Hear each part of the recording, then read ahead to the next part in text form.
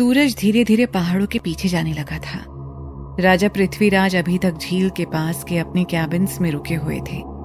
हवेली में अवंतिका के साथ उसकी बहनें और भोलाराम भी थे, तो उन्हें उस तरफ से कोई चिंता नहीं थी। कैथीड्रल वाली जगह से लौटने के बाद से ही वो थोड़े ऑफ नजर आ रहे थे। मूड सही करने के उद्देश्य से वो झील के पास टहलने लगे। उनके दिमाग में फिर अंबिका छाने लगी और दिमाग 23 साल पहले पहुंच गया। पृथ्वी ने अंबिका से मिलने का वादा किया था, लेकिन उस विभत्स हत्याकांड में वो ऐसा उलझा कि समय ही ना निकाल सका। जिला मुख्यालय से वापसी पर वो अपने निवास जाने की जगह झील की तरफ ही निकल पड़ा था। वो उसी जगह पहुंचा जहां रात में अंबिका ने उन्हें वो बच्ची सौंपी थी। आशा के विपरीत अंबिका वहां झील में अपना पैर डाले उनका इंतजार कर रही थी। ऐसा बहुत ही कम हुआ कि वो वहां आया हो और अंबिका उसे इंतजार करते हुए मिली हो। अंबिका ने पृथ्वी की आहट महसूस की और पीछे सिर घुमाकर देखा, लेकिन वैसे ही बैठी रही। पृथ्वी उसके पास गया और पास में ही बैठ गया। अंबिका ने उसे अपने पास बैठने का इशारा किया और पृथ्वी अपने जूते उतारकर और पैंट की मोहरी को ऊपर करके उसके पास आ गया। उसने भी अपना पैर झील में डाल दिया और अंबिका के पास बैठ गया। पृथ्वी सुबह की भाग दौड़ से थक गया था और ठंडे पानी से काफी राहत महसूस कर रहा था। अंबिका ने मुस्कुराकर उसकी ओर देखा। जवाब में वो भी मुस्कुरा दिया। उन दोनों के बीच काफी देर तक खामोशी बनी रही। वो बच्ची अब कैसी है? अंबिका ने खामोशी को तोड़ते हुए सवाल किया। पृथ्वी कुछ देर शांत बना रहा और फिर बोला, ठीक ही है। बिना माँ की बच्ची कितने दिन कितने साल ठीक रहेगी कह नहीं सकता।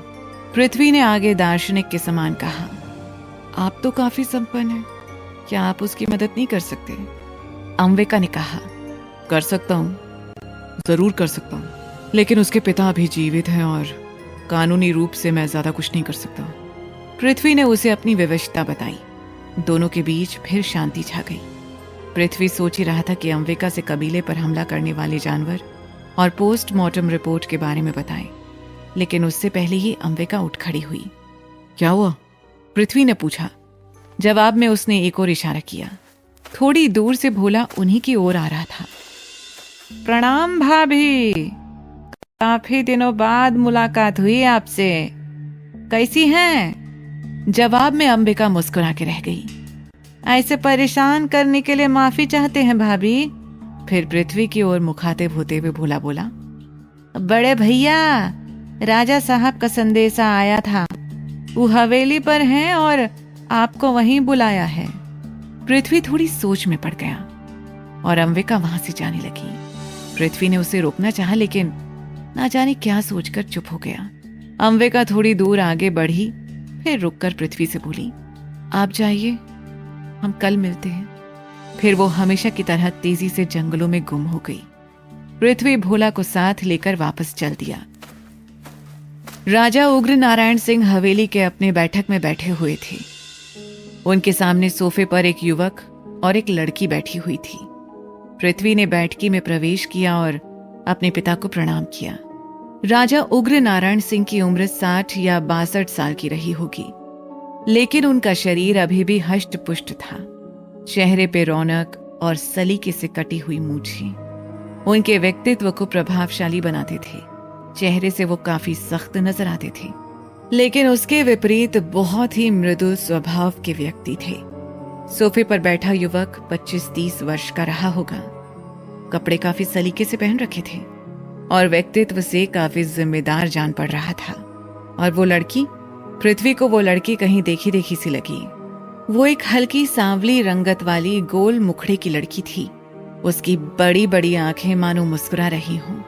उसने हल्का काजल लगाया हुआ था जिससे वो गहरी हो गई थी। आओ आओ पृथ्वी। राजा साहब ने पृथ्वी को अपनी ओर बैठने का इशारा किया।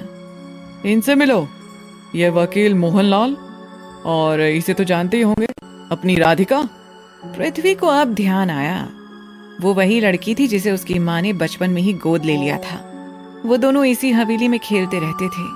फिर पृथ्वी अपने ननिहाल चला गया था और वहीं उसने अपनी पढ़ाई लिखाई पूरी की। बीच बीच में वो जब भी आता, राधिका उसकी माँ की मदद करती हुई मिलती। माँ के मरने के बाद से उसने राधिका को नहीं देखा था। मुझे मोहन से नीचे चल रहे कैंप के हालातों का पता चला। तुम्हें मुझे पहले ही अवगत करा देना चाहिए था। थोड़ा रोष व्यक्त करते हुए राजा साहब बोले। मुझे लगा मैं स्थिति को कंट्रोल कर लूंगा पापा। पृथ्वी ने खुद को डिफेंड किया। कोई बात नहीं, खैर मैं अब उस कैंप को बंद कर रहा हूं। मैंने मोहन से इस बारे में बात की है और राधिका बेटी ने भी कैंप का चलना जंगल और उसके इकोसिस्टम के लिए ठीक नहीं बताया है। पृथ्वीराज अपने पिता की बातों को सुनते हुए सहमति में सिर हिला रहे थे।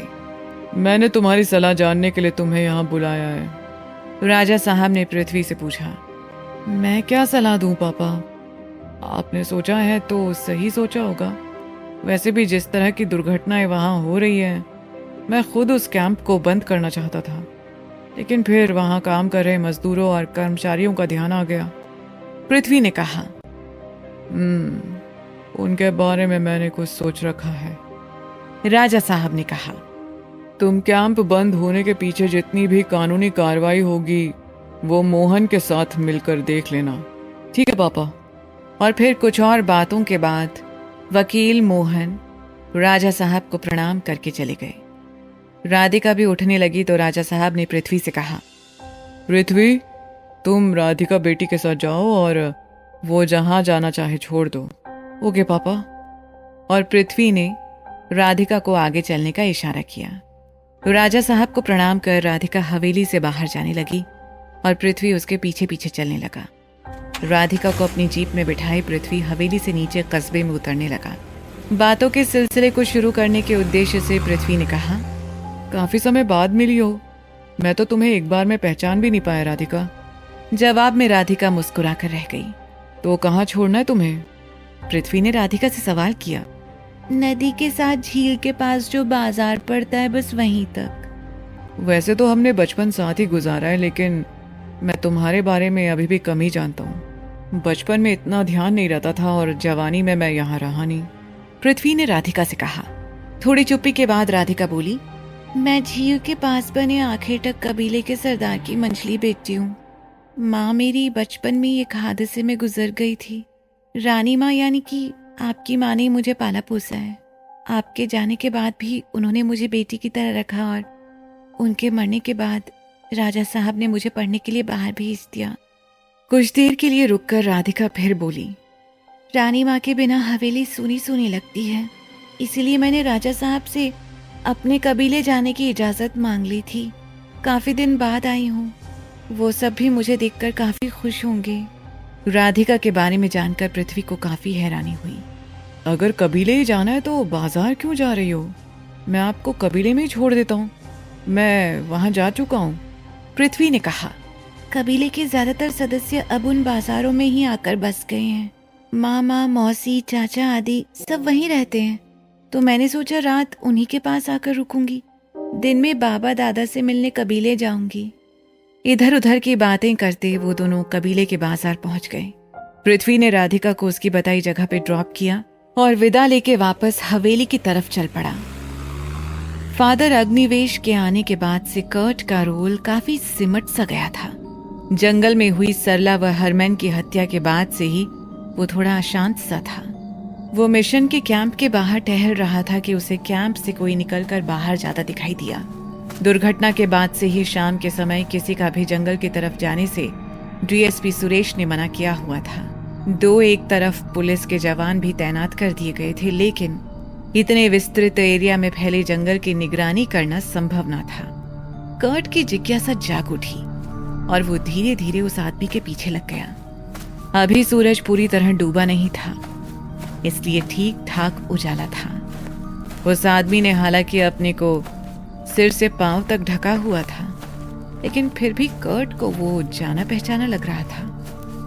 कर्ट बड़ी सावधानी से उसके पीछे लगा हुआ था, इस बात से अनजान कि कोई खुद उसके पीछे लगा हुआ है। कैंप के पीछे से एक बड़ा चक्कर काट कर वो आदमी लकड़ी की कटाई वाली जगह से होता हुआ जंगल में जाने लगा। काफी दूर तक जंगल में घने पेड़ों से होते हुए वो आदमी एक खुले स्थान पर आ गया। यहाँ जमीन पर अजीब से निशान बने हुए थे। कुछ निशान वैसे ही थे जैसे पृथ्वीराज और अभय को गुफा में दिखाई दिए थे।